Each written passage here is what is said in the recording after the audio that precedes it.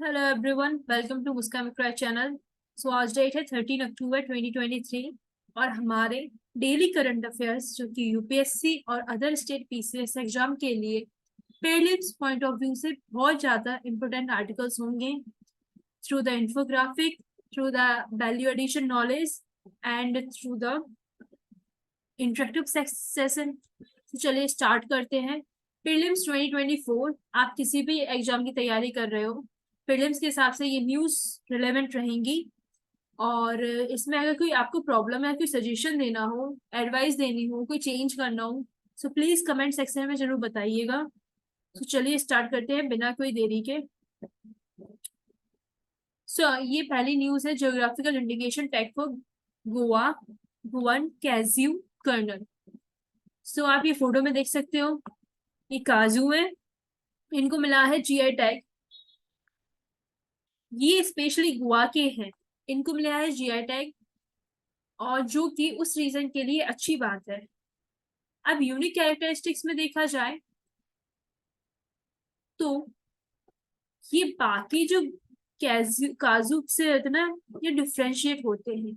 इनमें एक्सपोर्ट का पोटेंशियल है, मींस एक्सपोर्ट के मामले में ये ज्यादा अच्छे हैं, मतलब लोग प्रेफर करते हैं इनको लेना। इकोनॉमिक कंट्रीब्यूशन में देखा जाए ना, तो इनको पोर्तुगीज ने 16वीं सेंचुरी में इंट्रोड्यूस किया था, और उसी टाइम से इनमें स्टेट की इकोनॉमी के लिए ये बहुत ज्यादा बेनिफिशियल माने जा रहे हैं। पहली न्यूज आपको ये देखनी है कि गोवा के कैज्यू को मिला है जीआई टैग। दूसरी बात देखनी है, एक्सपोर्ट पोटेंशियल में ये ज्यादा अच्छे माने गए हैं। तीसरी बात ये देखनी है कि पोर्तुगीज ने इंट्रोड्यूस किया था गोवा में 16वीं सेंचुरी में। आपको ये तीन चीजें याद रखनी है। चलते हैं अपने नेक्स्ट न्यूज की तरफ। ये न्यूज है बीमा बाग। Recently IRDA means insurance regulatory and development authority ने वुमेन सेंट्रिक इंश्योरेंस डिस्ट्रीब्यूशन, जिसका नाम इन्होंने बीमा बाग रखा है, उसके लिए गाइडलाइंस इशू की है।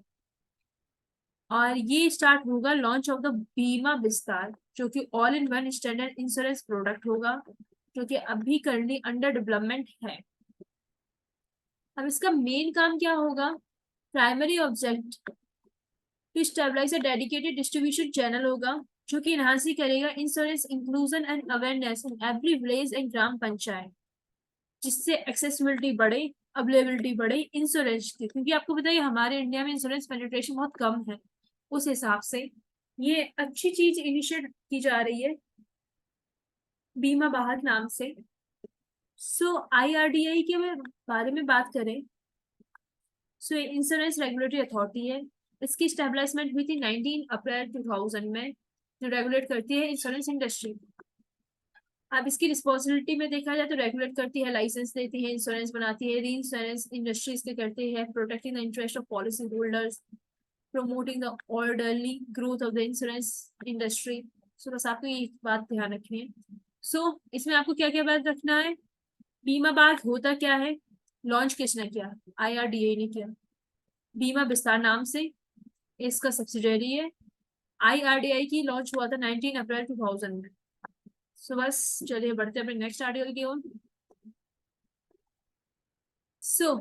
ये हेल्प प्रोग्राम जो कि लॉन्च किया गया है department of animal husbandry and dairying government of India के तहत।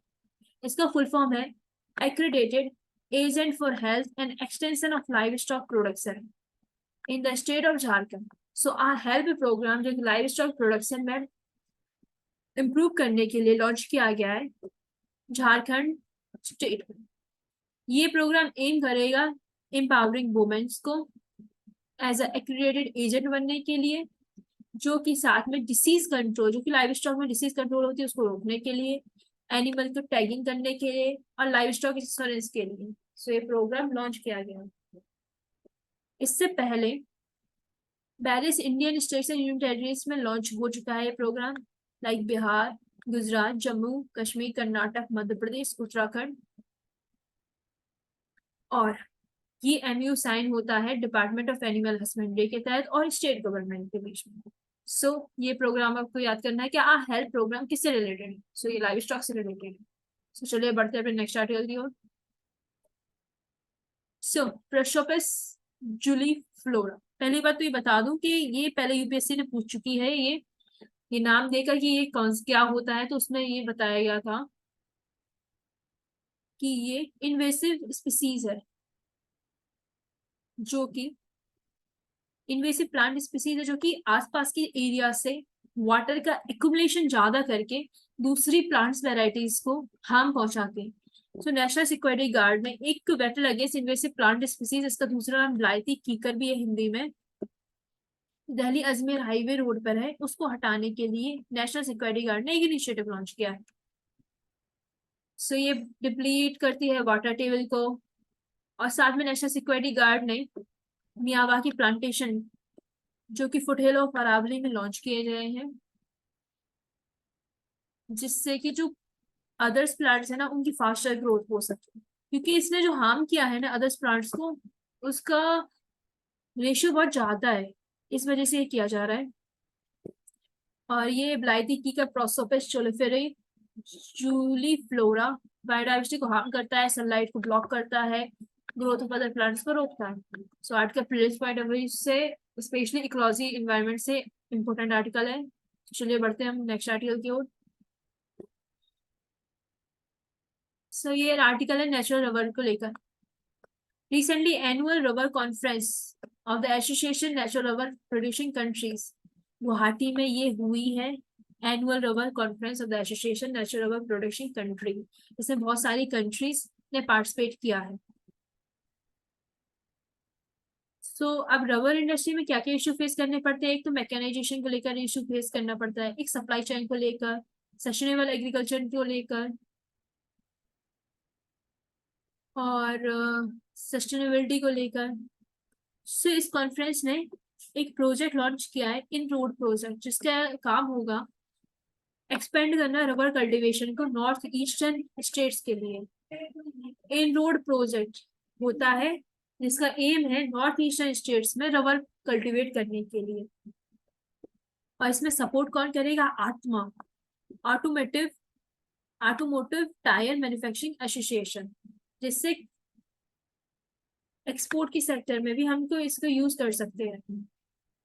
सो ये है ना association of natural rubber producing countries में कौन कौन पार्टिसिपेशन करता है, तो सबसे पहले इंटर गवर्नमेंट ऑर्गेनाइजेशन है, जिसमें 13 कंट्रीज है, including India, Bangladesh, Cambodia, China, Indonesia, Malaysia, Myanmar, Papua New Guinea, Philippines, Singapore, Sri Lanka, Thailand, Vietnam.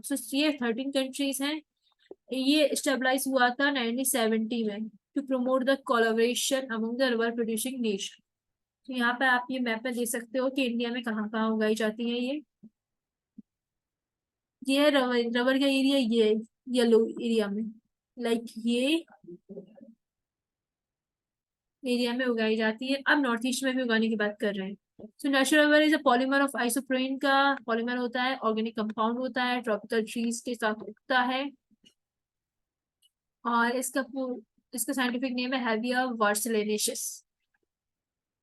32 years की प्लांटेशन होती है, well drain soil and well weather soil होना चाहिए, like lateritic type, alluvial sedimentary types.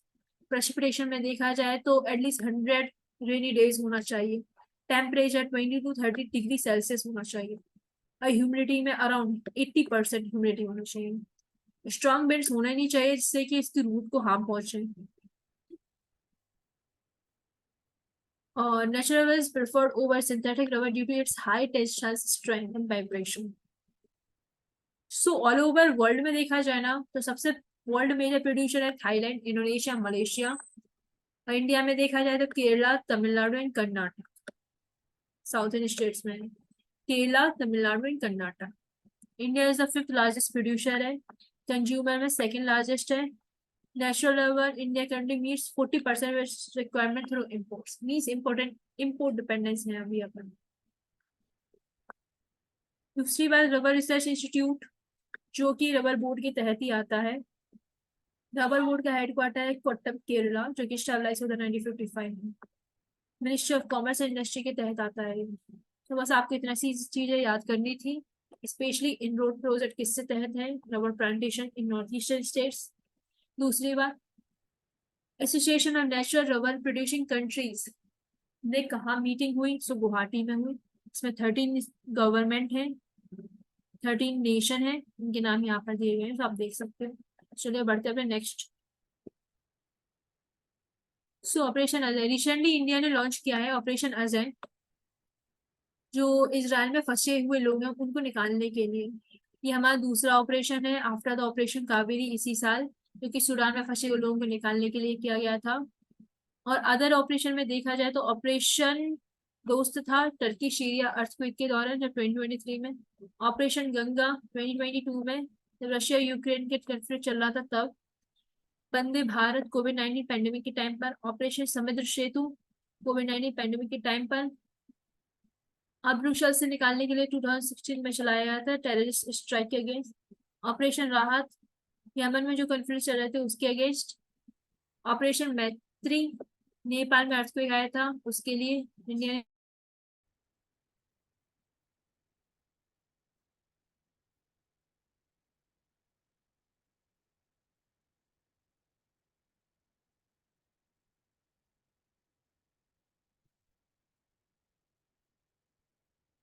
चलिए बढ़ते हैं नेक्स्ट।